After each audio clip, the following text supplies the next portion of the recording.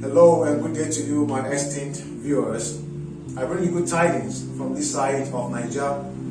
Once again, you are all welcome to a new episode of This is Nigeria, and I remain your one and humble Mr. Nigeria. Okay? Now in today's episode, we shall be discussing on nothing other than the Nigerian Constitution. If you recall, I had promised us severally that we shall be looking into this very topic, and I feel it's very, very important we do that today. But before that, what is a constitution? Now we all know what a constitution is. I believe we've all heard the word. Now a constitution is a body of doctrines and practices that form the fundamental organizing principle of a political state. That is just what the Constitution is. Now for the layman, the Constitution can be understood to be something like a manual of a car or any device which describes the operational principles of that object. Constitution can either be written or unwritten. Nigeria too has such manual. Although presently, Nigeria is governed by the 1999 Constitution, which is the basis of our discussion today. There has been several other constitutions in the past. For instance, we have the 19th Constitution, which came into effect on the 1st of January 1914. We have the Clifford Constitution of 1922. Another one is the Richard Constitution of 1946. We have the Macpherson Constitution of 1951. We have the Littleton Constitution of 1954, and then in 1960 we have the Independence Constitution. In 1963 we have the First Republic Constitution. In 1979 we have the Second Republic Constitution. In 1993 we have the Third Republic Constitution, and then finally in 1999 we have this very constitution which we are about to discuss. Although all these constitutions came with different crises, the one for 1999 has been so tremendous. For instance, the Constitution of the Federal Republic of Nigeria states in clear and unambiguous terms in its introduction that we, the people of the Federal Republic of Nigeria, having firmly and solemnly resolved to live in unity and harmony as one indivisible, indissoluble, sovereign nation under God, dedicated to the promotion of inter-African solidarity, world peace, international cooperation and understanding, and to provide for a constitution for the purpose of promoting the good government and welfare of all persons in our country, on the principles of freedom, equality, and justice, and for the purpose of consolidating the unity of our people, do hereby make, enact, and give to ourselves the following constitution. Now, this is the introductory aspect of the 1999 Constitution. Now, let's take a pause. Breathe in a little.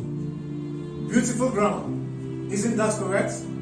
But the problem is not in the grammar, but rather in its construction. It takes some time to figure the fault in the nation and its implication.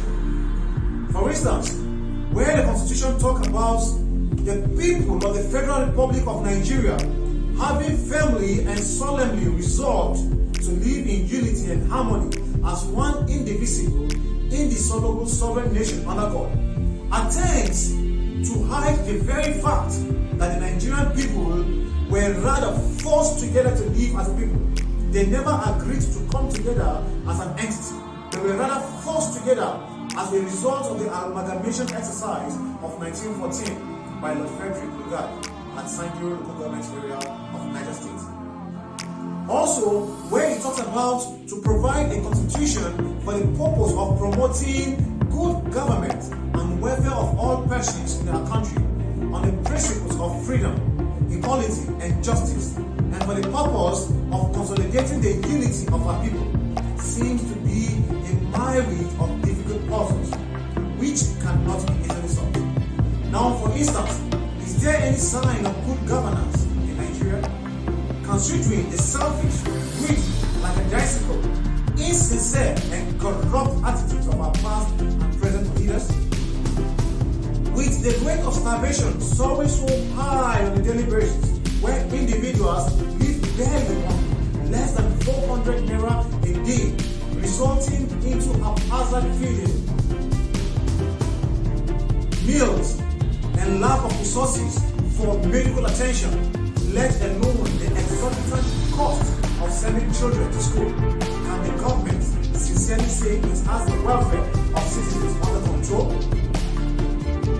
When one talks about the government in any form, which they may deem negative, then security agencies are sent out of such persons at midnight, and such persons are detained illegally in the courts of the powerful, not in court of justice.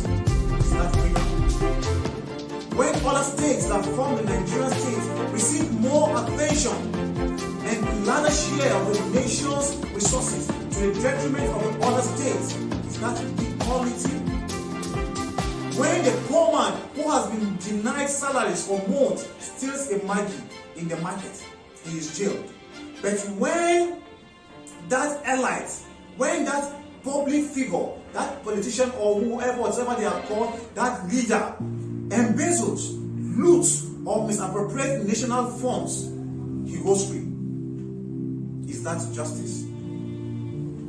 With the numerous political, economic, and religious crises Nigeria has been faced with since independence, can anyone boldly beat his chest and say that Nigeria is living in peace and unity? Did the Nigerian people make, enact, and give to themselves a constitution, or was it imposed on them by a selected few? What are we talking about? Perhaps the consolidation of the unity of Nigeria has emphasized by our constitution is a glaring replica of George Orwell's novel 1984. Peace is not the absence of war. I do not intend to check and pound the Nigerian constitution, but like I stated earlier, that though these questions and arguments seem genuine, I to an extent term them business only if national consciousness will be prioritized above every citizen's consciousness. With our population at over 200 million, Nigeria has more than enough to cater for all her citizens, irrespective of whatever indigenous phenomenon lies on ground. And even with our population, which is projected to be at about 450 million in 2050 and 750 million in 2100, that is 2100, the nation still has enough to eat and enough more to preserve. It is now time to deal with our ethnic, religious, and regional prejudice, because it is only holding us back. It is killing us. The world has moved on. The son of a Romanian Jewish immigrant to France became the president of France, and there was no problem. A Welsh immigrant to Australia became its prime minister. Still, there wasn't any problem. The son of a Kenyan immigrant to America became the president of the United States of America, and even enjoyed 2 tenures, and heaven did not fall. Now, why should it be difficult to have this kind of a situation in Nigeria? Why is it impossible for a citizen of the same country, Nigeria, to aspire to become a governor or a permanent secretary in a state other than that which is defined as his or her state of origin in the same country, Nigeria? This truncates the proclivity of enjoying the kind of unity we preach, because Nigeria, outside their states of origin, will by this system be rendered foreigners in their own country, Nigeria.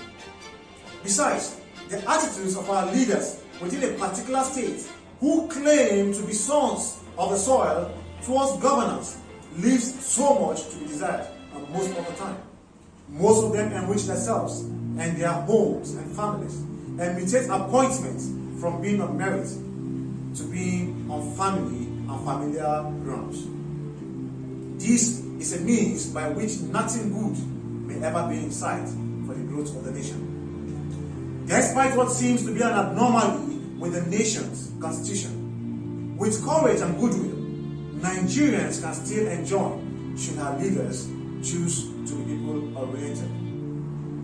Yes, indeed, there are several good sides to the nation's constitution. But the funny thing is that the negative side seems to be upheld and the positive side suppressed by the ruling class to the detriment of the masses.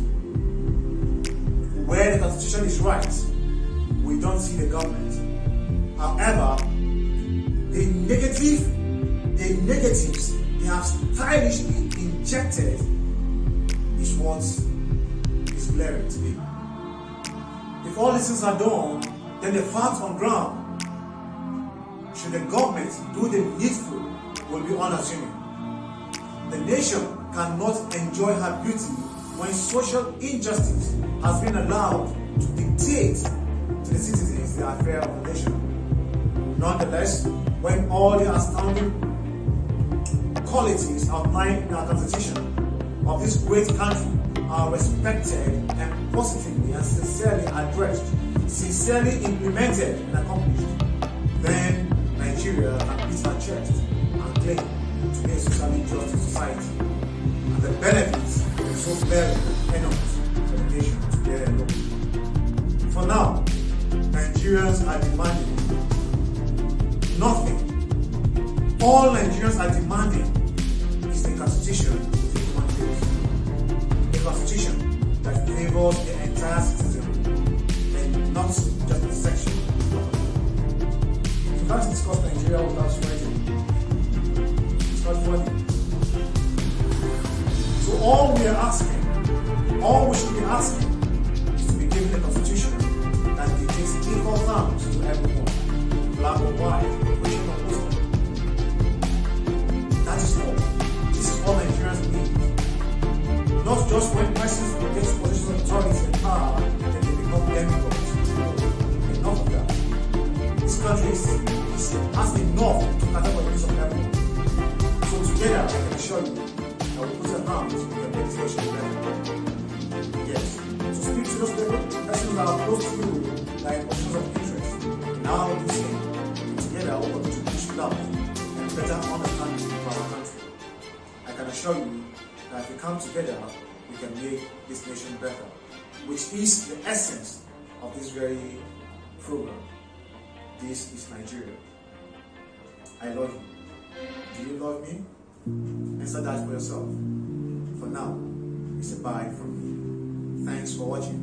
See you again soon.